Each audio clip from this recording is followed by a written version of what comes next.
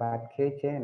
তো ৩ টা টেন্সই কিন্তু যে আমরা ৩ টা যে সেন্টেন্স বললাম, এই ৩ টা সেন্টেন্সই কিন্তু একই টেন্স, প্রেজেন্ট পারফেক্ট টেন্স।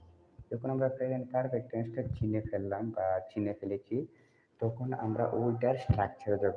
ওইটার স্ট্রাকচারে গিয়ে আমরা স্ট্রাকচারটা এই মেমোরিতে নিয়ে আসবো। যেমন ওটার স্ট্রাকচারটা কি? ১ম এ একটি সাবজেক্ট বসবে, ওই সাবজেক্ট অনুসারে হ্যাভ হবে নাহলে হ্যাজ হবে। কোন সাবজেক্টের সাথে হ্যাভ হবে, কোন সাবজেক্টের সাথে হ্যাজ হবে সেটা নির্ভর করবে আপনার আ সাবজেক্ট অনুসারে অর্থাৎ পারসন অনুসারে।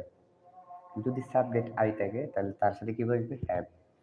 যদি সাবজেক্ট ইউ থাকে তাহলেও বসবে হ্যাভ। যদি সাবজেক্ট হি থাকে তাহলে বসবে আবার হ্যাজ। যদি subject third person singular number থাকে তাহলে তার সেক্ষেত্রে বসবে হ্যাজ। সাবজেক্ট যদি থার্ড পারসন প্লুরাল নাম্বার থাকে তাহলে সেক্ষেত্রে হবে হ্যাভ। যখন আপনি এগুলো চিনে ফেলবেন, জেনে ফেলবেন, আপনার এই মেমোরিতে আপনি লোড নিতে পারবেন, তখন আপনার ইংরেজিতে